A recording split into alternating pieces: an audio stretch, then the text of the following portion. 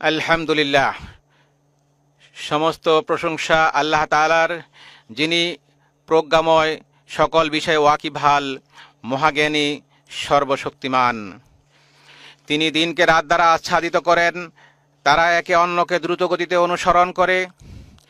আর সৃষ্টি করেছেন সূর্য, চাঁদ ও নক্ষত্ররাজি, এরা সবই তাঁরই অজ্ঞাবহ। জেনে রেখো, সৃষ্টির একমাত্র কর্তা তিনি, তার হুকুমের একমাত্র মালিকও তিনি। যালিকুমুল্লাহু রাব্বুকুম লা ইলাহা ইল্লা হুয়া খালিকু কুল্লি শাই। তিনি আল্লাহ, তোমাদের রব, তিনি ছাড়া কোনো সত্য ইলাহ নেই, তিনি সব কিছুর স্রষ্টা, অতএব তোমরা তারই ইবাদত করো। তিনি হলেন সমস্ত বিষয়ের তত্ত্বাবধায়ক। সৃষ্টির জন্য রহমত স্বরূপ এবং তাদের অবস্থার সংশোধনের লক্ষ্যে তিনি আল কোরআন নাজিল করেছেন। কিতাবুন উহকিমাত আয়াতুহু সুম্মা ফুসসিলাত মিন লাদুন হাকিমিন খাবীর। এটি এমন কিতাব যার আয়াতসমূহ সুদৃঢ়, অতঃপর সবিস্তারে ব্যাখ্যাকৃত মহাজ্ঞানী রব্বুল আলামিনের পক্ষ থেকে। নিশ্চয়ই এ কোরআন সর্বাধিক সঠিক পথের দিশা দেয় এবং সৎকর্মশীল মোমেনদেরকে এ সুসংবাদ দেয় যে তাদের জন্য রয়েছে মহা পুরস্কার।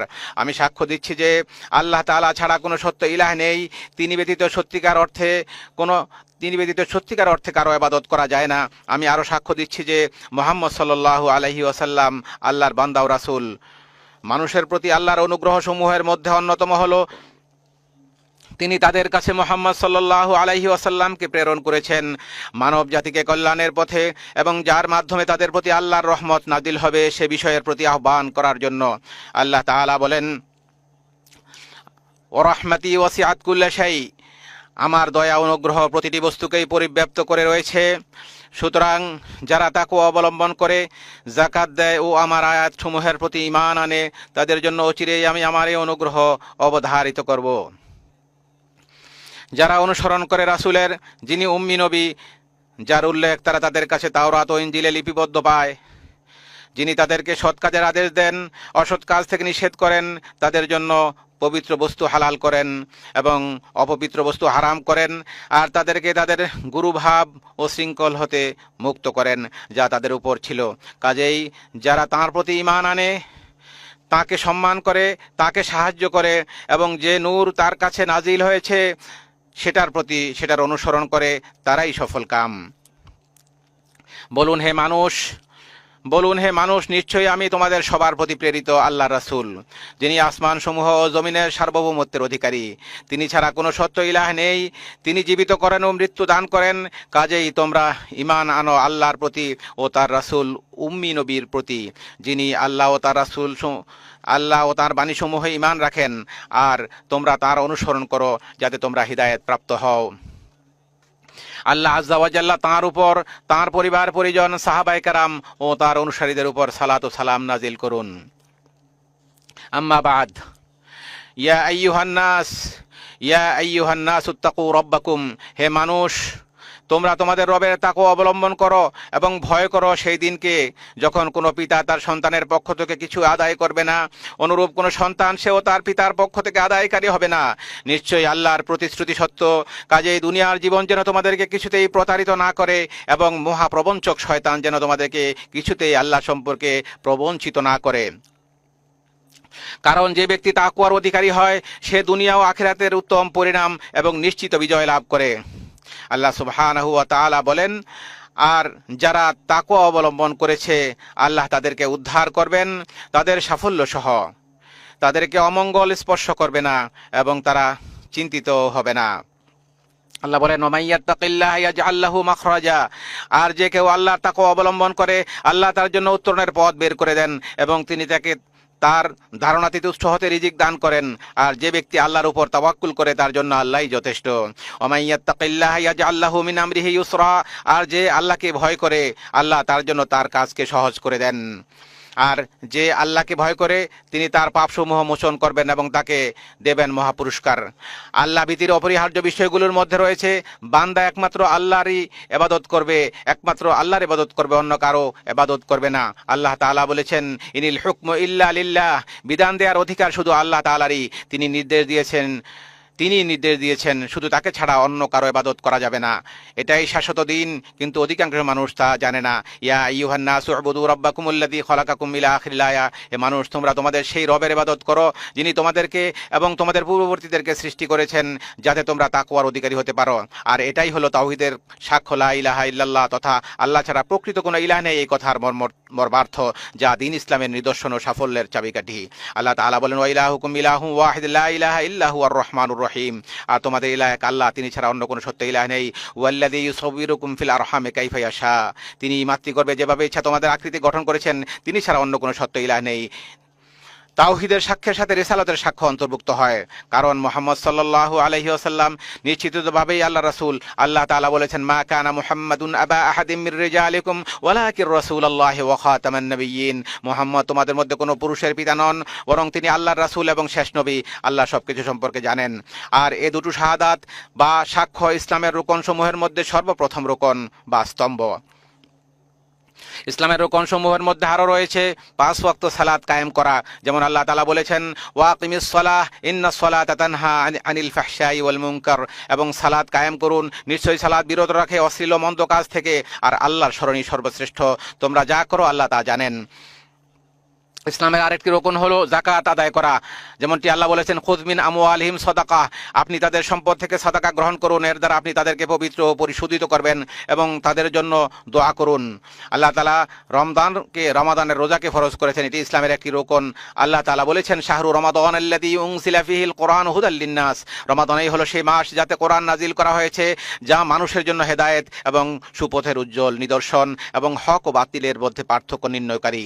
কাজেই তোমাদের মধ্যে যে ব্যক্তি এই মাস পাবে, সে যেন এ সময় সিয়াম পালন করে, আর যার সক্ষমতা রয়েছে তার জন্য হজ পালন করা, হজ আদায় করা ইসলামের আরেকটি রুকন। আল্লাহ তাআলা বলেছেন, ওয়াযিন ফিন-নাসি বিল হাজ্জি ইয়াতুকা রিজালান ওয়া আলা কুল্লি দামিরিন ইয়াতিনা মিন কুল্লি ফাজ্জিন আমিক, আর মানুষের কাছে হজের ঘোষণা করে দিন, তারা আপনার কাছে আসবে পায়ে হেঁটে এবং সব ধরনের ক্ষীণকায় ক্ষিপ্রগতির উটের পিঠে চড়ে, তারা আসবে দূর দূরান্তের পথ অতিক্রম করে। নবী সাল্লাল্লাহু আলাইহি ওয়াসাল্লাম বলেছেন, আল ইসলামু আন তাশহাদা আল্লা ইলাহা ইল্লাল্লাহ ওয়া আন্না মুহাম্মাদুর রাসূলুল্লাহ, ইসলাম হচ্ছে তুমি সাক্ষ্য দিবে যে আল্লাহ ছাড়া প্রকৃতপক্ষে কোনো ইলাহ নেই এবং মুহাম্মদ সাল্লাল্লাহু আলাইহি ওয়াসাল্লাম আল্লাহর রাসূল।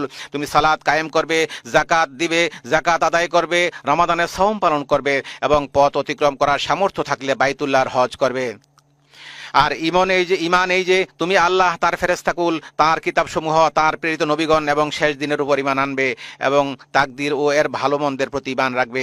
আর ইহসান এই যে তুমি এমনভাবে আল্লাহর ইবাদত করবে যেন আল্লাহকে দেখছো, যদি তাকে দেখতে না পাও তাহলে তিনি তোমাকে দেখছেন, এ অনুভূতি পোষণ করবে।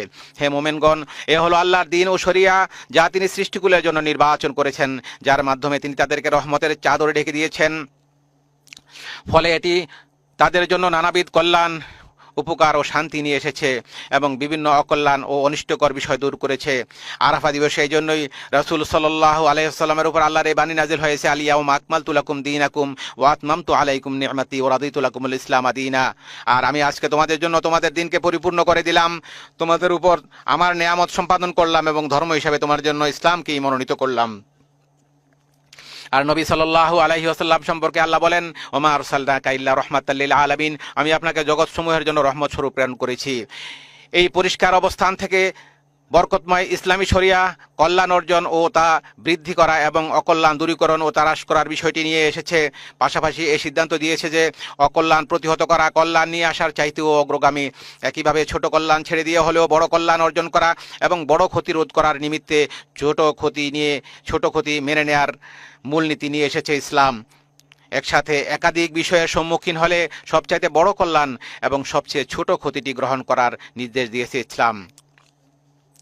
এইভাবে ইসলামী শরিয়া এ ব্যাপারে গুরুত্ব আরোপ করেছে যে একটি ক্ষতি দূর করতে গিয়ে আরেকটি ক্ষতি করা যাবে না। যেমন হাদিসে এসেছে, লা দরারা ওয়ালা দরার, ক্ষতি করাও যাবে না আর ক্ষতিগ্রস্ত হওয়াও যাবে না, সুতরাং যথাসম্ভব ক্ষতি রোধ করতে হবে। এ প্রসঙ্গে ইসলামী শরিয়া এসব বিষয় নিয়ে এসেছে যা জীবনকে সমৃদ্ধ করবে এবং যার দ্বারা উন্নতি অর্জিত হবে। আমাদের শরিয়া অন্যকে ক্ষতি করা থেকে অথবা কারো প্রতি কষ্ট পৌঁছানো থেকে নিষেধ করেছে।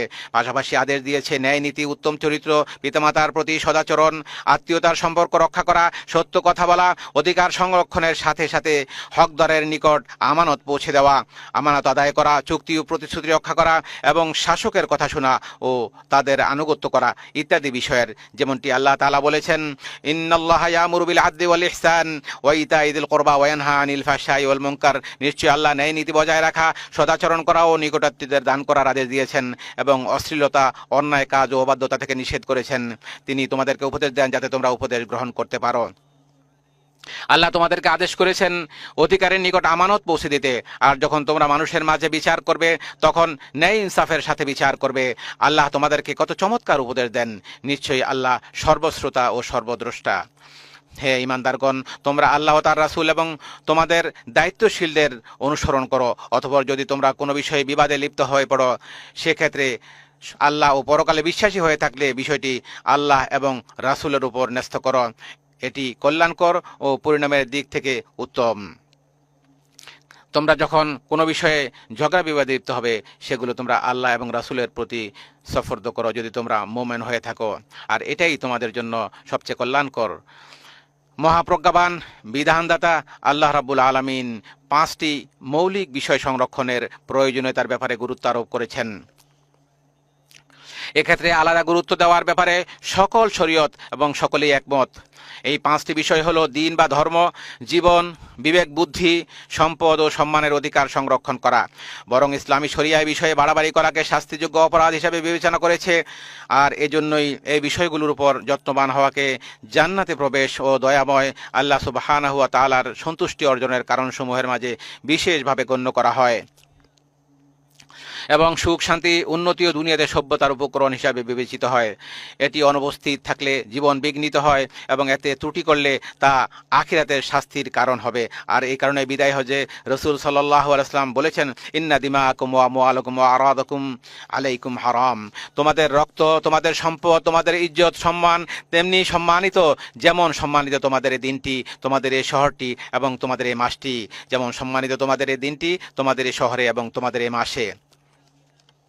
সুতরাং দিন ইসলামের অনুসরণ অত্যন্ত প্রয়োজনীয় বিষয়, কেননা আল্লাহর আনুগত্য ও তার ইবাদত ছাড়া মানুষের অন্য কোনো উপায় নেই, আর এজন্য তাকে সৃষ্টি করা হয়েছে। আল্লাহ তাআলা বলেছেন, ওমা খালাকতুল জিন্না ওয়াল ইনসা ইল্লা লিয়াবুদুন, আমি মানব জিনকে শুধু আমার ইবাদতের জন্যই সৃষ্টি করেছি। অন্যত্র তিনি বলেছেন, হে নবী, আপনি বলে দিন, আমার রব ন্যায় ইনসাফের আদেশ দিয়েছেন, তোমরা প্রতিটি সিজদার সময় তোমাদের লক্ষ্য একমাত্র আল্লাহ দিকেই নির্ধারণ করো।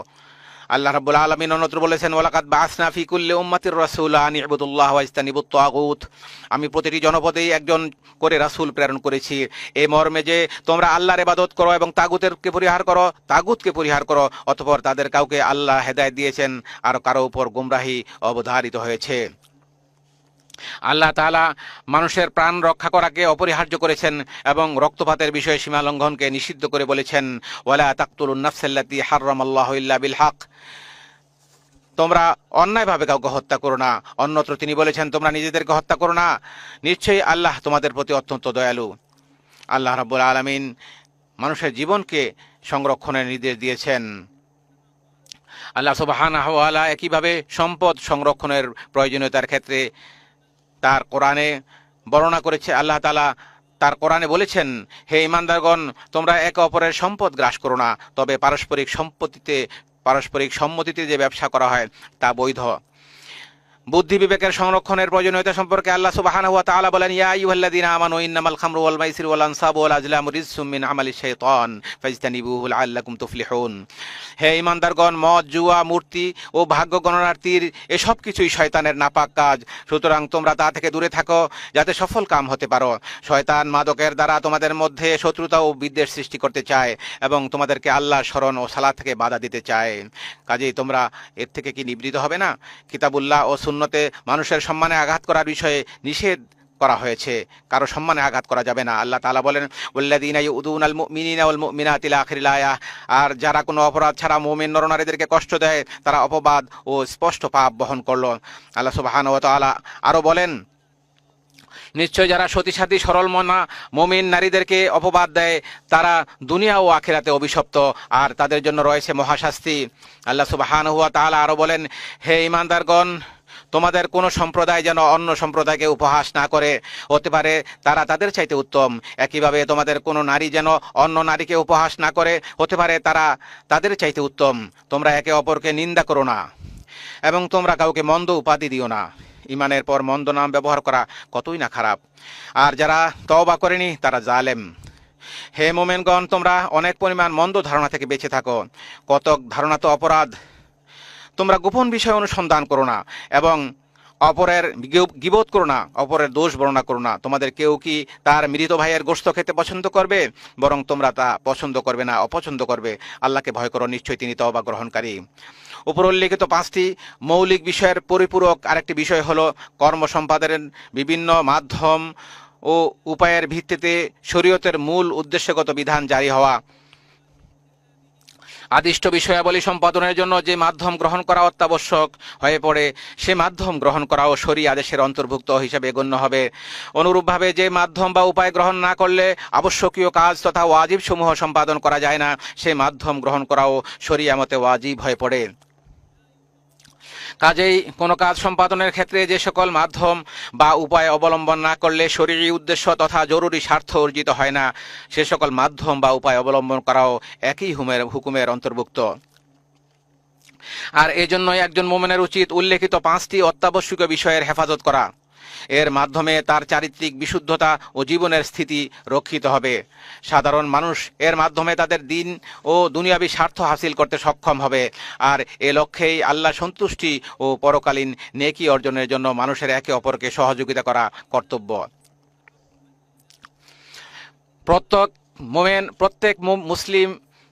প্রত্যেক মুসলিমের দায়িত্ব হলো 5টি মৌলিক বিষয়ের সংরক্ষণের লক্ষ্যে শরীয়তের লক্ষ্য উদ্দেশ্য অর্জনের পথে নেতিবাচক প্রভাব সৃষ্টিকারীদের ব্যাপারে সতর্ক থাকা। আমাদের সবাইকে নিজ নিজ সক্ষমতা, পেশা, অর্পিত দায়িত্বের আলোকে এর জন্য কাজ করে যেতে হবে। আমাদের বংশধরকে, বিশেষ করে উঠতি প্রজন্মকে এমন শিক্ষা দিতে হবে যাতে তারা জীবনের মৌলিক এই বিষয়গুলোর প্রতি যত্নবান হতে পারে। যেহেতু সকল স্থানে ও সকল সময়ে 5টি অত্যাবশ্যকীয় বিষয়ের সংরক্ষণ করা ওয়াজিব, সেজন্য মনে রাখতে হবে সম্মানিত স্থানে এর গুরুত্ব আরও বেড়ে যায়। এই মক্কা আল মুকাররমায় এই সমস্ত জিনিসগুলোকে সংরক্ষণ করা আরও বেশি গুরুত্বপূর্ণ। আল্লাহ সুবহানাহু ওয়া তাআলা এগুলোকে সংরক্ষণ করার জন্য নির্দেশ করেছেন। বিশেষ করে মক্কা আল মুকাররমায়ের গুরুত্ব আরও বেশি। আল্লাহ তাআলা বলেছেন, ওমা ইউরিদ ফিহি বিইলহাদিন বিযুলমিন নুযিকহু মিন আযাবিন আলীম। আর যে ব্যক্তি এখানে অন্যায়ভাবে দিন বিরোধী পাপ কাজের ইচ্ছা করে, আমি তাকে আস্বাদন করব যন্ত্রণাদায়ক শাস্তি। হজ্জে দিনের নিদর্শন ও আল্লাহর প্রতি একনিষ্ঠতার প্রকাশ ঘটবে, এটিই স্বাভাবিক। হজ রাজনৈতিক, দলীয় স্লোগান, প্রতীক ও চিহ্ন ব্যবহারের জায়গা নয়। এখানে নির্ধারিত কর্তৃপক্ষের নিয়ম শৃঙ্খলা নির্দেশনা মেনে চলা আবশ্যক, যাতে করে নিরাপদে ও প্রশান্তির সাথে পবিত্র হজের কার্যাবলী সম্পাদন করা যায়, যাতে করে হাজী সাহেবগণ অত্যন্ত নিরাপত্তার সাথে সুন্দরভাবে তাদের কাজগুলো করতে পারেন। আল্লাহর ঘরের সম্মানিত হাজী সাহেবগণ, নিশ্চয়ই আপনারা আরাফায় এমন এক সম্মানজনক অবস্থানে রয়েছেন যার জন্য ফেরেশতারা আপনাদেরকে নিয়ে আল্লাহর কাছে গর্ব করেন। একটি মহিমান্বিত স্থান ও বরকতময় সময়ে আপনারা একত্রিত হয়েছেন। এখানে ভালো কাজের প্রতিদান বহুগুণ বাড়িয়ে দেওয়া হয়, পাপ কাজগুলো ক্ষমা করে দেওয়া হয়, বান্দার মর্যাদা বৃদ্ধি করা হয়। কাজেই রাসূল সাল্লাল্লাহু আলাইহি ওয়াসাল্লামের সুন্নাহ অনুসরণ করে আল্লাহর কাছে নিজেদেরকে সুফর্দ করুন। সে নবীর অনুসরণ করুন যিনি এই সম্মানজনক স্থানে সাহাবীদেরকে উদ্দেশ্য করে ভাষণ দিয়েছিলেন। বেলাল রাদিয়াল্লাহু তাআলা আনহুকে আদেশ দিলে তিনি আযান ও ইকামত দেন। অতঃপর রাসূল সাল্লাল্লাহু আলাইহি ওয়াসাল্লাম 2 রাকাত যোহরের সালাত আদায় করেন। এরপরে একামত দেয়া হলে রাসূল সাল্লাল্লাহু আলাইহি ওয়াসাল্লাম আসরের 2 রাকাত সালাত আদায় করেন। মূলত তা 2 সালাতকে একত্রিত করা এবং অগ্রবর্তী করে আদায় করার একটি বিধান। অতঃপর তিনি উষ্ট্রির পিঠে বসেন, সে অবস্থায় আল্লাহকে স্মরণ করতে থাকেন যতক্ষণ না সূর্যের লাল আভা বিলীন হয়ে যায়। অতঃপর তিনি মুজদালিফায় গমন করেন। পথিমধ্যে সাহাবীদেরকে বিনয়, নম্রতা ও সহনশীলতার উপদেশ দেন। মুজদালিফায় পৌঁছে 3 রাকাত মাগরিব ও 2 রাকাত এশার নামাজ তিনি আদায় করেন। ফজরের সালাত আদায় না করা পর্যন্ত সেখানে রাত যাপন করেন। ভোরের আলো পরিস্ফুট না হওয়া পর্যন্ত সেখানে দোয়া করতে থাকেন। অতঃপর মিনার দিকে অগ্রসর হন। মিনায় পৌঁছে জামরায়ে আকাবাতে 7টি ছোট পাথর নিক্ষেপ করেন। অতঃপর কোরবানির পশু জবাই করেন ও মাথা মুন্ডন করেন। এরপর বাইতুল্লাহ হজের ফরজ তওয়াফ তথা তওয়াফুল ইফাদা সম্পন্ন করেন। তাওয়াফ শেষ করে রাসূল সাল্লাল্লাহু আলাইহি ওয়াসাল্লাম মিনায় ফিরে আসেন।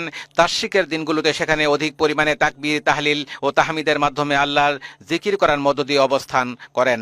প্রতিদিন দ্বিপ্রহরের পর 3টি জামরায় তিনি পাথর নিক্ষেপ করেছেন। ছোট ও মধ্যম জামরাতে পাথর মেরে আল্লাহর কাছে তিনি দোয়া করেছেন। আর অক্ষম ও অপারগদের জন্য মিনায় অবস্থান করার ক্ষেত্রে ছাড় দেওয়া হয়েছে।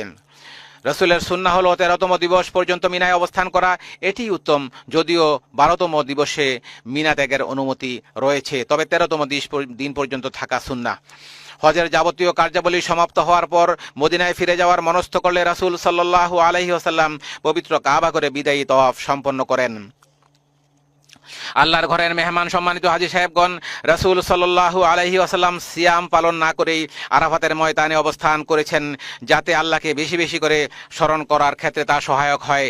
তিনি আরাফাতের সময়টুকু আল্লাহর অধিক পরিমাণে স্মরণ, আল্লাহর জিকির ও তার কাছে বেশি বেশি চাওয়ার মাধ্যমে, দোয়ার মাধ্যমে অতিবাহিত করেছেন। সুতরাং আপনারা রাসূল সাল্লাল্লাহু আলাইহি ওয়াসাল্লামকে অনুসরণ করুন। আল্লাহ সুবহানাহু ওয়া তাআলা ইরশাদ করেছেন যেন আল্লাহর রাসূল সাল্লাল্লাহু আলাইহি ওয়াসাল্লামের অনুসরণ করা হয় এবং বেশি বেশি দোয়া করা হয়। তোমরা মিনতি ভরে ও সঙ্গোপনে তোমাদের রবকে ডাকো এবং ভয় ও প্রত্যাশা নিয়ে তাকে ডাকো, আল্লাহকে ডাকো। আপনারা নিজেদের জন্য, নিজেদের পিতামাতা এবং যাদের সাথে আপনাদের সম্পর্ক রয়েছে তাদের সবার জন্য আল্লাহর কাছে দোয়া করুন, কারণ কারো অনুপস্থিতিতে তার জন্য কেউ দোয়া করলে দায়িত্বপ্রাপ্ত ফেরেশতারা বলেন আমিন, তোমার জন্য একই পুরস্কার। আমাদের ফিলিস্তিনি ভাইদের জন্য দোয়া করুন। দুঃখ দুর্দশায় তারা নিপতিত, শত্রুদের আঘাতে তাদের রক্ত ঝরছে, তাদের ঘরবাড়ি ও ভূখণ্ড শত্রুদের ধ্বংসযজ্ঞের শিকার হচ্ছে, নিত্য প্রয়োজনীয় ঔষধ পথ্য, খাবার পানি ও বস্ত্র থেকে তাদেরকে বঞ্চিত করা হচ্ছে। নিঃসন্দেহে যারা পরের উপকার করে এবং অন্যের প্রতি অনুগ্রহ প্রদর্শনে এগিয়ে আসে, আমাদের দোয়া পাওয়ার ব্যাপারে তারাই বেশি হকদার। যারা হারামাইন শরীফাইনের খেদমতে নিয়োজিত আছেন এবং আল্লাহর ঘরের মেহমানদের কষ্ট লাগবে, রাত দিন নির্ঘুম ও ক্লান্ত পরিশ্রম করে যাচ্ছেন, তাদের কথা বলতেই হবে। আর এই শ্রেণীর ব্যক্তিদের মধ্যে সর্বপ্রথমে আসে খাদিমুল হারামাইন শরীফাইন বাদশাহ সালমান বিন আব্দুল আজিজ এবং তার বিশ্বস্ত ক্রাউন প্রিন্সের কথা। হে আল্লাহ, হে চিরঞ্জীব, হে মহান সত্তা, হে অতি সম্মানের অধিকারী রব, আপনার কাছে প্রার্থনা করছি আপনার দয়া ও অনুগ্রহে খাদিমুল হারামাইন শরীফাইন বাদশাহ সালমান বিন আব্দুল আজিজ ও তার বিশ্বস্ত ক্রাউন প্রিন্স মোহাম্মদ বিন সালমানকে যাবতীয় খায়ের, যাবতীয় কল্যাণমূলক কাজের তৌফিক দান করুন। তাদের জন্য আপনি সাহায্যকারী হয়ে যান, তাদের প্রতিদান বৃদ্ধি করে দিন এবং তাদের প্রতি সন্তুষ্ট হয়ে যান। তাদের খেদমতগুলোকে কবুল করে নিয়ে তাদেরকে জাযায়ে খায়ের দান করুন। তারা ইসলাম এবং মুসলমানদের খেদমত করছে, আল্লাহ তাদের সওয়াবকে আপনি বাড়িয়ে দিন, তাদেরকে ক্ষমা করে দিন। হে আল্লাহ, হাজী সাহেবদের হজকে কবুল করুন, তাদের কাজগুলোকে সহজ করে দিন, সহি সালামতে প্রভূত কল্যাণ অর্জনের মধ্য দিয়ে গুণামুক্ত হয়ে কবুলকৃত তওবার সৌভাগ্য লাভ করে এবং যাবতীয় প্রয়োজন মিটিয়ে যেন তারা নিজ নিজ দেশে ফিরে যেতে পারে, সেই তৌফিক দান করুন। হে আল্লাহ, সকল মুসলিম ও মুমিন নরনারীকে ক্ষমা করুন, সকল অনিষ্ট থেকে তাদেরকে রক্ষা করুন, তাদের দিন ও নিরাপত্তাকে, তাদের রক্ত ও সম্পদকে, তাদের বিবেক বুদ্ধি ও মান সম্মানকে হেফাজত করুন, তাদের জন্য কল্যাণের ফায়সালা করুন, যাবতীয় অনুষ্ঠতা ও মন্দ বিষয় থেকে তাদেরকে দূরে রাখুন, তাদের অন্তরকে পরিশুদ্ধ করুন, তাদের ভূখণ্ডকে নিরাপদে রাখুন, অভাব থেকে তাদেরকে মুক্ত করুন, তাদের সকল বিষয়ের দায়িত্ব গ্রহণ করুন। সুবহান রাব্বিকা। হে আল্লাহ, আপনি মুসলমানদের অন্তরসমূহকে সংশোধন করুন। আল্লাহ, মুসলমানদেরকে, মুমিনদেরকে তাদের দেশে আপনি নিরাপদে রাখুন, তাদের রিজিকে বরকত দান করুন এবং তাদের সমস্ত বিষয়গুলোর আপনি দায়িত্ব গ্রহণ করুন। সুবহান রাব্বিকা রব্বিল ইজ্জাতি আম্মা ইয়াসিফুন ওয়া সালামুন আলাল মুরসালিন ওয়ালহামদুলিল্লাহি রব্বিল আলামিন।